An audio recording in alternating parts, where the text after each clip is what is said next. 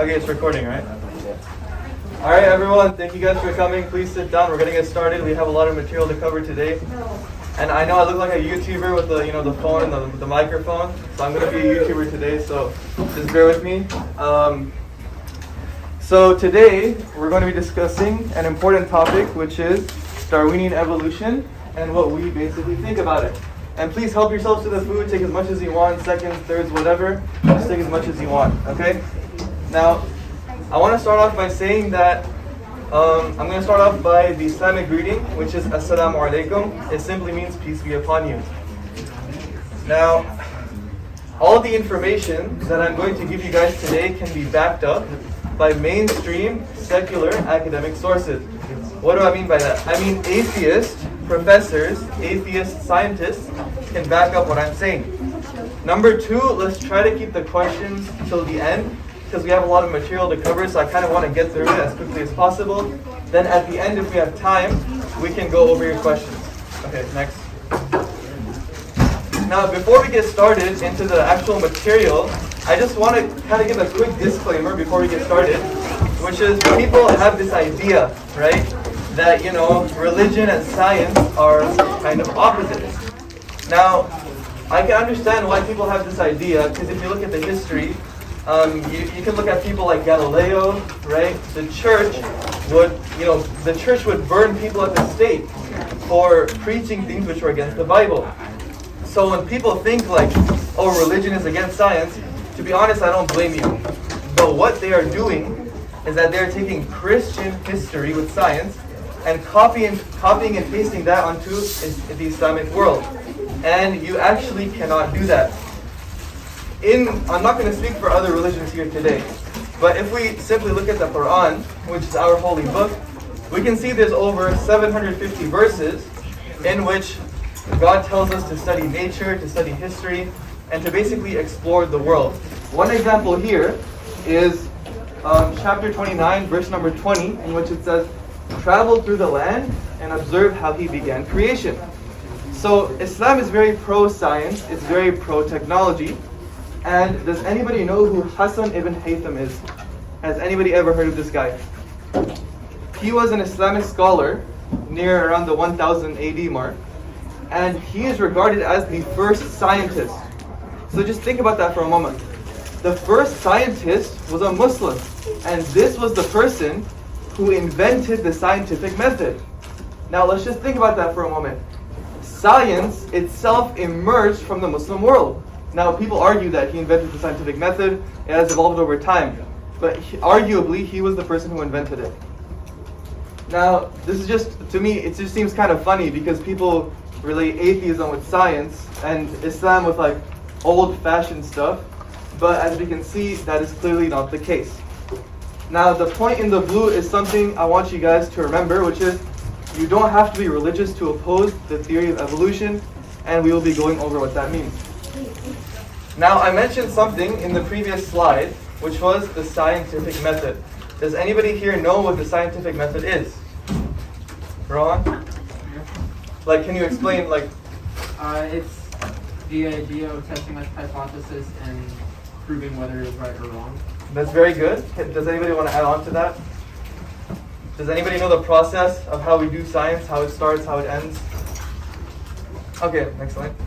So Rohan says something very interesting. He said a hypothesis, and you basically experiment. So the important thing to note is that science is a falsifiability test, meaning that you take a hypothesis or a theory, and you then try to falsify it, right? And it's important to note that science is not something we get from the world, it's something that we put onto the world. It's a tool that we use to understand reality as it is.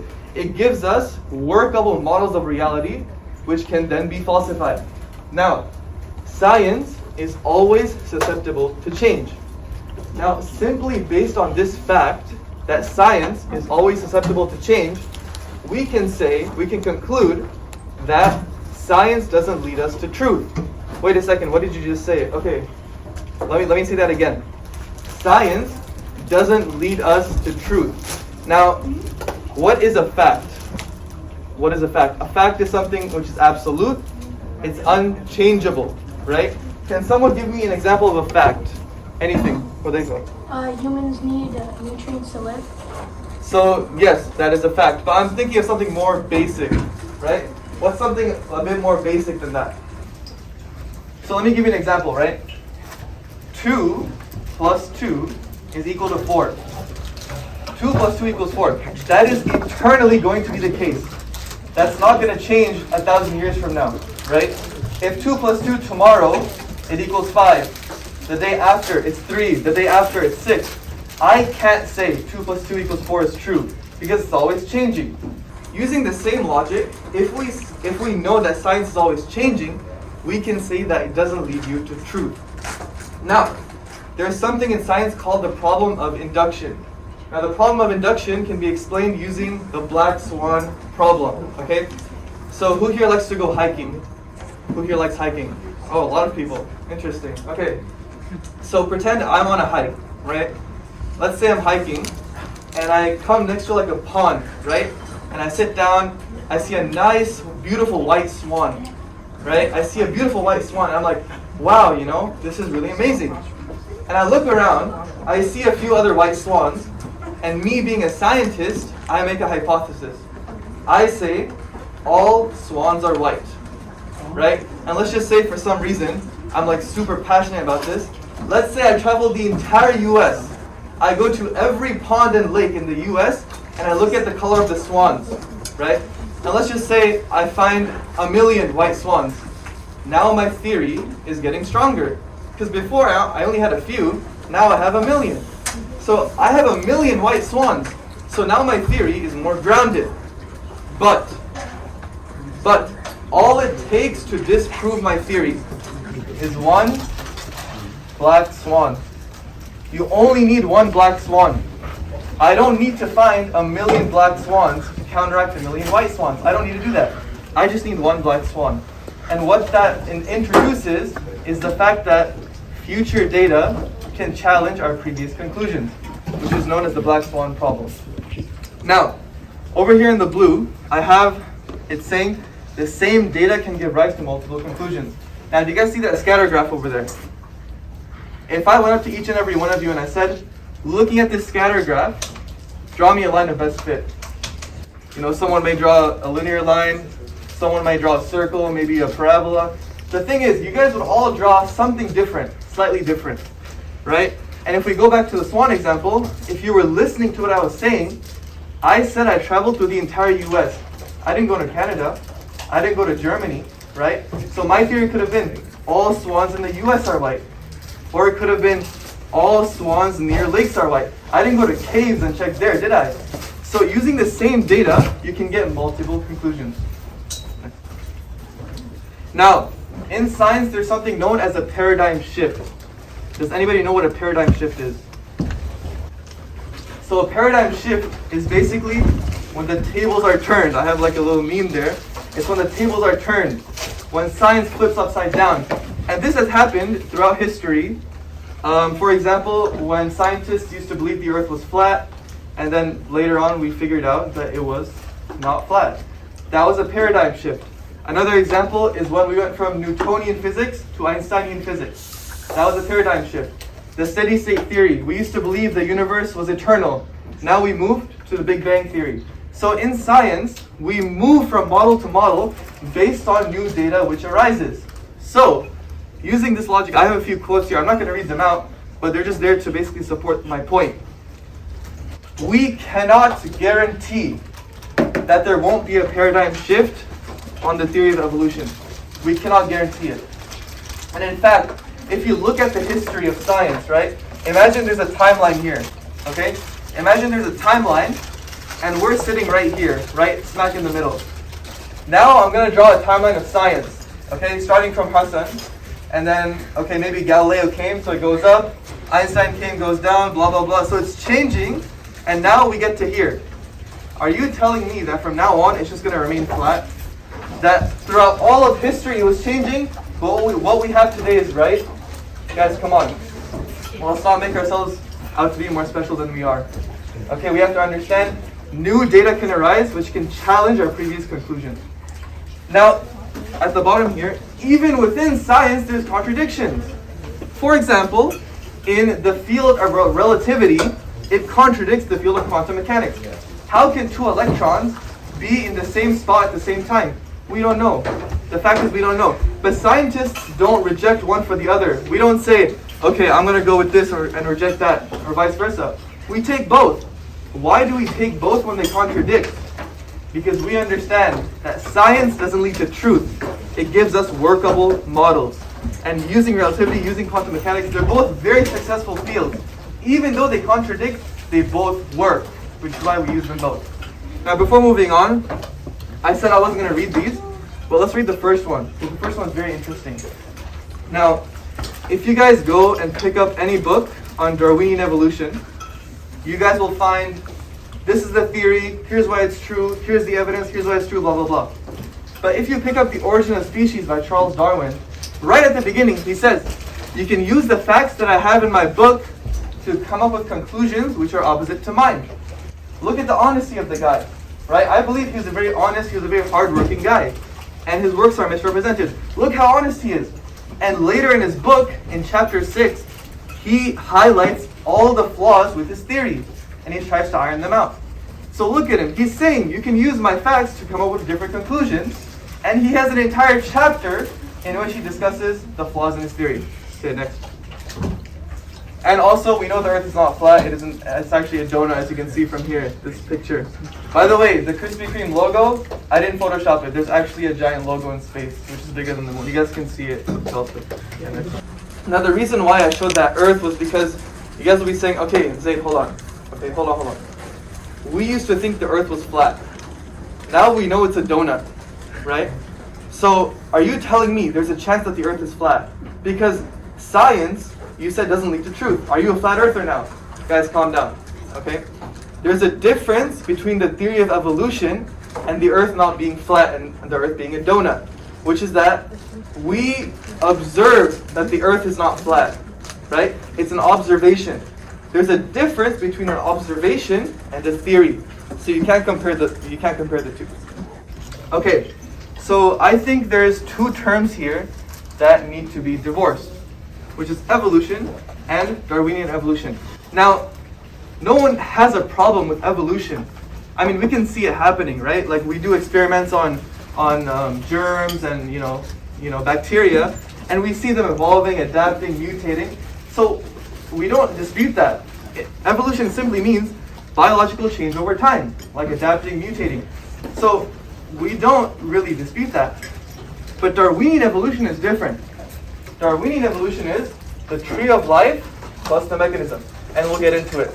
But the thing people like to do is say, oh look, the bacteria, the germs, they're changing, they're evolving.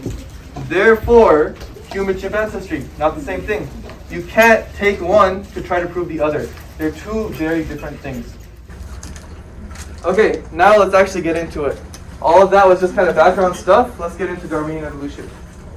Now, the thing to know about Darwinian evolution is that it is based on a probabilistic framework. It has multiple assumptions, which we will go over, and these are assumptions that are being challenged in academia, and its core concepts are disputable. Now, Darwin, like I said, he has a whole chapter in his book in which he basically goes over the weaknesses in his theory. Now, Darwin says, he talks about this thing called gradualism, okay? He says gradualism drives his entire theory. If gradualism fails, his entire theory breaks down. And there was a guy named Thomas Henry Huxley. Okay, Huxley, his nickname is Darwin's Bulldog. You guys can Google Darwin's Bulldog, you'll find this guy. And he would argue with Darwin. He would say, don't put gradualism in your book. It's too risky. Everything relies on it. If gradualism fails, your whole theory breaks down. Don't put it in your book. But Darwin said no, and he still put it in. And it is understood by evolutionary biologists today that gradualism has largely failed. It's being challenged by something called punctuated equilibrium and saltational processes, which we're not going to go into. Now, that's gradualism. Now, Darwin's theory runs on a number of assumptions. And I have 4 of them listed there, but there are many more than this. There's vertical gene transfer, random mutations, etc., etc. We're going to talk about these 4, okay? So these 4 assumptions, let's just go over them one by one. Number 1, naturalism. Naturalism just means everything needs to be explained naturalistically. Pretty simple, nothing complicated. Number 2, homology. Now this is my favorite one personally. This is my favorite one. By the way, yeah, guys, you guys can take as much food as you want. If you guys are done, go take more, okay? Homology. Homology is the assumption that similarities are due to common descent. What do I mean by that?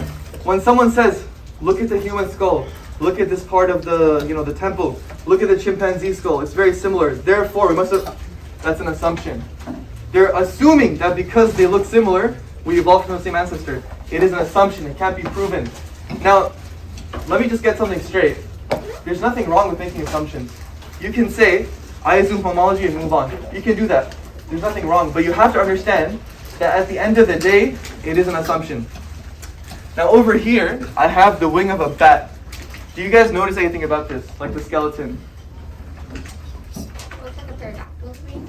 Yeah, but if we're talking in terms of like, does it remind you of anything? Just like looking at the wing. What? It looks like a what? It looks like a hand. I mean, look at it. It's got a thumb. It's got 4 fingers, right? So it's got even an elbow there. It looks like a hand. Now, according to homology, we would look at this and say, oh look, it looks like a human hand.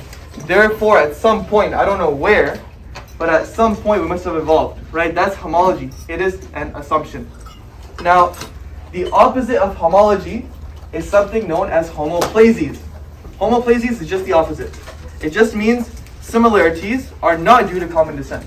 And I'll give you an example. It's a classical example. So I have a bat wing, so let's just go with that. Bats. Bats are very interesting. They can fly through the dark. Even if they can't see, they know where everything is. How do they do it? Echolocation, okay? Echolocation. Can you guys think of another animal which uses echolocation? Dolphins. Very good. Dolphins and bats both have echolocation. Now, are we going to say that dolphins and bats had a common ancestor? I mean, seriously, this is an example of homoplasies. Similarities which cannot be due to common descent. This is a prime example of that. Now, So are you saying the fact that both of them, are you saying homoplasies contradicts homology? They're opposites, yeah. They're opposites. So this is basically a prime example of homoplasies. There's a lot of other examples, but that's just the one I'm going to use today. Now, Darwinists need to explain every single human trait in terms of evolution, whether that's biochemistry, genetics, anatomy, psychology, sociology. They have to explain everything in terms of natural selection and evolution. So let's focus on one thing about humans, right? That was kind of bats and dolphins. Let's look at humans now. We're very special. One of the reasons is because of our language, right? I'm able to talk to you guys right now. We're talking in English and there's other languages, and I'm able to communicate my ideas. Can you guys think of another animal? Which animal do you think is closest to humans in terms of language? Birds. What type of bird? Birds. Songbirds. Songbirds are closest to humans in terms of their language. That's homoplasies. That's a similarity which can't be due to common descent. Now, chimpanzees live in communities up to 100. Usually after 100 chimpanzees, they don't really like having, like it's too crowded for them, right? Can you guys think of an animal which is similar to humans in terms of our communal living? Let's say like monkeys or like gorillas. Ants. Ants, okay, that's a good guess. Maybe bees also. Okay, it is the ant. Ants are the closest to humans in terms of social behavior. They live in colonies up to millions, and they're all related. They're all brothers and sisters. Ants have complex buildings. They have economies. They have warfare, slavery, and even funerals. Look at this. Like, when it comes to ants, I mean, we're so similar. Now, are we going to say humans and ants, we had a common, I mean, come on, right? This is an example of homoplasies. Now, people don't like it when I point this out because it kind of contradicts. Because all people like to say is, oh, look at the human skull, look at the chimpanzee skull, they're very similar, we had to, no. That is an assumption. You're making assumptions. Let's keep questions till the end because we have a lot of material. Yeah.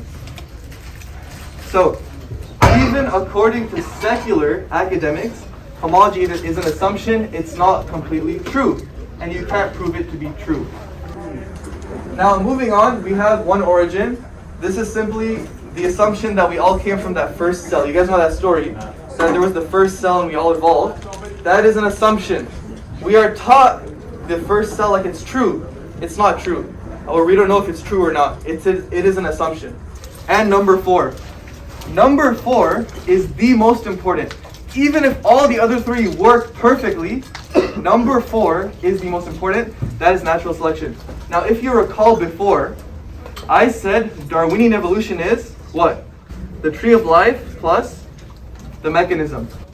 Natural selection is the mechanism. You can think of it like a bridge, right?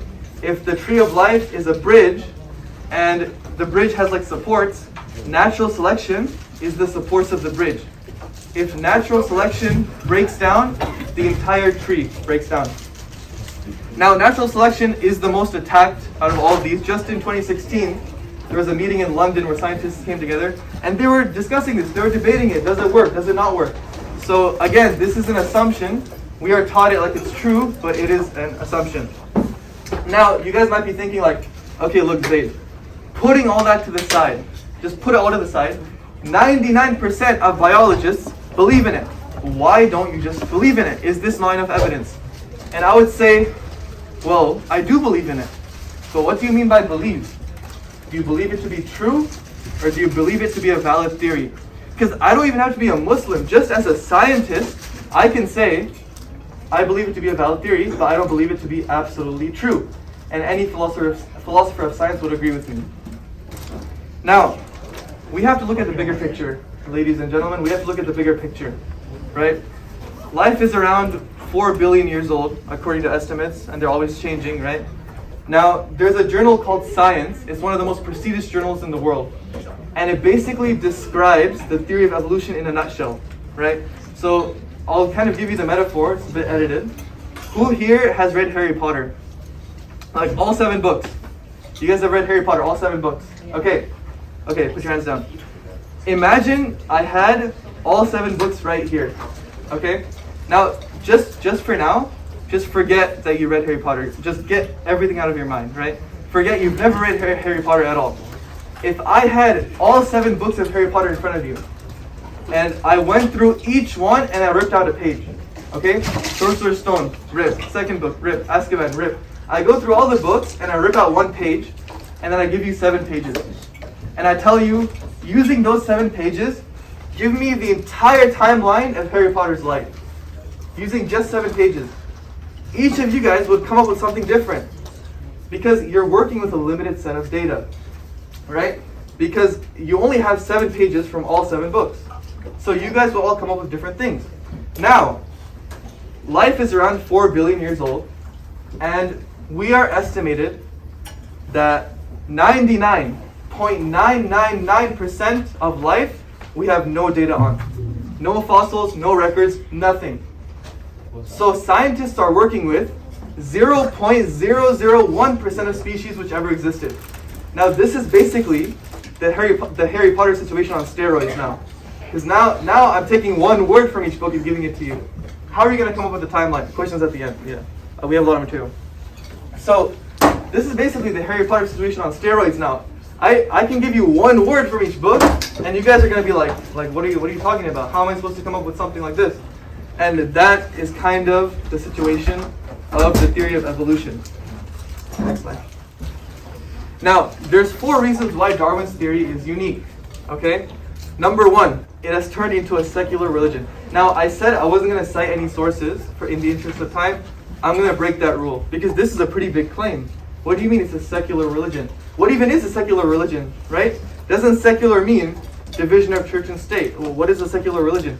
Well, according to a philosopher of science named Michael Roos, he published a book by Oxford University called Darwinism as Religion. And he argues that Darwin's theory was a valid scientific theory, but it has morphed into an all-out religion. Now, number 2, it has influenced politics. Stalin read The Origin of Species, which led him to atheism, and when he would go and kill people, he thought he was doing natural selection. Even in this very country, can you guys think of an example of how it has affected us in this country? How has Darwin affected this country? Come on, we're in an 8-push classroom, guys. Have you guys heard of social Darwinism? What is social Darwinism? The belief that the weak should die out, we have no responsibility for them. Okay, social Darwinism is used as an excuse to justify capitalism, right? Because on one hand, you're talking about equality and freedom and the pursuit of happiness, and then you have the rich people exploiting the poor. How do you reconcile this? Well, they brought Darwin's theory in, they applied it to economics, and the entire economy, capitalism, is justified based on Darwin's theory. So it's more than just a theory now. It's influencing like one of the world's biggest superpowers, their economy, the US's economy. Number 3, it is an ethical system. People get a meaning out of this. Like they derive morality from this, right? Now, over here on the left, I have kind of a little progression thing. This picture is from a book written by Ernst Haeckel. Ernst Haeckel was a colleague of Charles Darwin, and they would talk to each other, bounce ideas off each other. And he basically has this. So, on the bottom, there's 6 types of great apes. On the top, there's 6 types of humans. Now, UPA is a very diverse community. I think we have like pretty much every type of human in this room. It's pretty interesting. But let's notice something here. Number 6 is the African man. The distance between number 6 and number 7 is 1 space. The distance between the white man, the Caucasian man, between this guy is 6 spaces. So the African man is 1 step away from the monkey, okay? And the white man is 6 steps away. Now, you guys might be thinking like, this is pretty racist, isn't it? Raise your hand if you think this is racist. Okay. If you're not raising your hand, I'm a little worried, okay? Then we really have some Darwinists here. So, this is pretty racist, isn't it? But this is the reality, right? And this is not something I'm taking out of context. Charles Darwin acknowledged this and he agreed with it. He said in his book, In the Descent of Man, that the civilized races will wipe out the savage races. Okay? So if you're anywhere from 2 to 6, we're going to get wiped out. Like, we might as well just go hide in our houses now, right? Like, Nathan, just be careful around Jonah, okay? You might try something. I'm just joking. But maybe if you're number 2, you might be safe, okay? So number 2, maybe you'll be okay. But everyone else, I'm probably number 4 because I got the beard. So I'm done. I'm dead. Okay? This is unavoidable racism in Darwin's theory. And in fact, Darwin's own son, Leonard Darwin, he said, one of the hardest things we're going to have to deal with in the future is what to do with the savage races. That's what Charles Darwin's son said. Okay? This is unavoidable racism. Now, post-World War II, this has all been whitewashed. Nobody wants to talk about this. They sweep it under the rug. They don't want us to know about it. They don't talk about it. But I'm telling you right now, this is the history. This is the reality. Now, you guys might be thinking like, okay, I don't really care about the racial hierarchy. Like, I just care about evolution. Why are you bringing all this stuff up? Right? Like, I don't believe in this, obviously, right? I just believe in evolution. Well, the reason why I bring it up is because, let's just say, who here believes gravity? Who here believes in gravity? Like, gravity exists, right? Okay. If you don't, it's actually okay. Gravity is just a theory, by the way. That's a different story. But if I were to tell you, right? Gravity exists on the entire planet. It exists everywhere except for this square right here. Okay? So gravity exists everywhere except for right here, this spot. You guys would say like, this guy's kind of crazy. Like, what are you talking about? Why are you being inconsistent? Some would say that's equivalent to Darwinists who refute this. Because if you believe in pure Darwinism, you have to accept the racial hierarchy. Because using the same logic from the gravity situation, it's like you accept everything, but then you reject this just because you don't want to be, canceled, right? So this is inevitable. And now, obviously, people deny this. People try to get around it. They say, this was actually accepted at the time. And there was a man named I think it was Ota Benga. You guys can Google him. Ota Benga. He was found in the Congo by Europeans. They killed his family and they chucked him in a zoo. And they said he was the missing link between step 7 and step 6. They literally killed his family. They put him in a zoo. They would parade him around and be like, look at this specimen. He wasn't even a human now. He was just a specimen now. So, clear racism. And he wasn't the only guy. He committed suicide in 1916. 1916. This wasn't a long time ago. This was 1916. So, again, after World War II, all of this kind of went away. Number 4, mass propaganda. Now, when you guys think of propaganda, what do you guys think of? You know, maybe some newspaper articles during wartime. Maybe the posters Hitler would hang up, right? The Jews with the long noses. I mean, you can actually look around and see propaganda. You guys see the poster in the corner with the woman. We can do it. I mean, that's propaganda. It's infusing the minds of the public with certain ideas. But propaganda doesn't have to be smashing you in the face. It can be very subtle. It can influence the educational system, right? If you go up to any random person on the street and you ask them, hey, do you believe in the theory of evolution? They'll say, yeah, of course. I mean, it's a no-brainer, right? Of course I believe in it, right? It's just like the earth being a donut. It's that true. But if you ask them for a whiff of evidence, if you just scratch the surface, they don't know. They throw their hands up. So what you find is that you have masses of people, millions of people believing in something which, as we discovered today, is not as certain as we think it is. This is propaganda, ladies and gentlemen. Okay?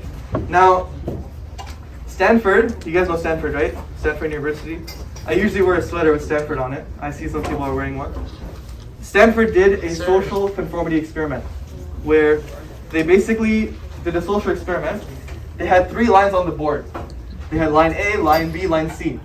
They brought the people in and they said, which line is the shortest? The shortest line was line C. They went to the first guy. He lied and said A. The first guy said A because he was an actor. In fact, all of them were actors except for one person. So everybody was an actor except for one person. First guy, A. Second guy, A. Third guy, A. Everyone said A. When they came to the actual test subject, he also said A. He didn't pick the right answer. He denied his own perception and went with what everybody else was saying. Now you guys are probably thinking like, well, I wouldn't do that. I mean, I'm intelligent, I'm smart. I would pick line C, the shortest one. But just think about it for a moment, right? Let's say you're sitting in class and the teacher asks a question. And everybody in your class picks one answer. Even the smart Indian tryhards pick that answer. Do you want to be the one person? Listen, do you want to be that one person who picks the other one? Let's be honest. Even if you think you're right, you're going to go with what everybody else is saying. Right? And we can see multiple examples of this. Humans are social creatures. We go with the flow. We don't question things we learn in school. So if there's anything that I want you guys to get out of this today, is to ask questions. Some of the most important questions you can ask begin with the word why. Why? Why? So ask questions and think critically. Now, everything I told you today, except for that second slide at the beginning, an atheist could have told you, right? But this presentation is not called The Weaknesses of Darwinian Evolution. This presentation is called Darwinian Evolution or something, Islam's Perspective. So what do we have to say about this as Muslims, right? Well, what you have to understand is that we as Muslims, we have the Quran. And we have evidences for why we believe the Quran is true, which we can go into. So we believe the Quran is true, but at the same time on the other side, you also have evidences. Science also has its own evidences. But what did we say before? Science is always changing. It doesn't lead to truth. So when we look at this, we pick the Quran over science. Now, if someone came up to me and said, do you believe in Darwinian evolution? I would say yes. I believe in it. I believe it to be a valid theory, but I don't believe it to be absolutely true. And the same should be the case for all of you. As scientists, as academics, as students of knowledge, you guys should say, I believe it to be a valid theory, but I don't believe it to be absolutely true. So I don't even have to be a Muslim. Even as a scientist, first and foremost, I can deny that it's true. So I'm actually glad. When I timed myself, I thought I wouldn't have that much time, but we're kind of near the end here. So what did we learn today? Number 1, Islam is not against science. You know, when people think, they think about the Catholic Church. You know, you guys know the story of Galileo, right? Like, you know what the church did to him, horrible stuff. So they think of Christians and, you know, the Catholic Church, their relationship with science, and they copy and paste it onto the Islamic world. This is not right, because as we went over today, science actually emerged from the Islamic world, from the Muslim world. And Islam is very pro-science, it's very pro-technology, so this is a myth. I kind of debunked it today. Number 2, evolution is a scientific theory, not a fact. A fact is something which is unchangeable and absolute. A theory can always change, the black swan problem. If you find a black swan, it challenges the entire theory. The same data can give rise to multiple conclusions. Based on the data that we have, the theory of evolution is not the only theory which has been developed. Like I said, Darwinian evolution is the tree of life plus the mechanism. Some people say it's a hedge of life, and some people are saying that it's actually not a tree, it's a web. It's a web of life. And like I said, natural selection, the mechanism is being challenged. So based on the data that we have, multiple conclusions can be drawn. Right here, there's no way to guarantee that the theory of evolution will not undergo a paradigm shift in the future. Right? We visualized a timeline and we looked at the history of science, right? All the different variations. Science is like going all over the place, and now we're here in the present time. Let's not make ourselves out to be more special than we are. Let's concede that there might be data in the future, and there will be data in the future, which will challenge our previous conclusions. Science is not going to go crazy and then stop right when we get here and just be constant, right? We can see throughout history, and history repeats itself. Darwinian evolution is based on a probabilistic framework with multiple assumptions which are being challenged academically, and its core concepts are disputable. Now, the public understanding is different from the academic understanding, right? You have masses of people believing in it when they don't know anything about it. So the public understanding is like, well, obviously it's true, right? But why is there propaganda for this? Well, Richard Dawkins, you guys know Richard Dawkins, right? He wrote in The Blind Watchmaker that Darwin allowed us to be intellectually satisfied atheists. That's what he said. Before Darwin, you could be atheist, but Darwin allowed us to be intellectually satisfied because you don't need God anymore, right? You can say we evolved from the first self. So we were satisfied with that. And so that's why I think there's a deliberate campaign by humanists, by atheists, to promote this idea and miseducate the public. And finally, guys, if you're going to learn anything today, and we're running short on time, think critically. Question what you learn in school. Don't just eat it up like it's true. Question what you learn and do your own research. Just use your brain. Thank you guys for coming. Assalamu alaikum.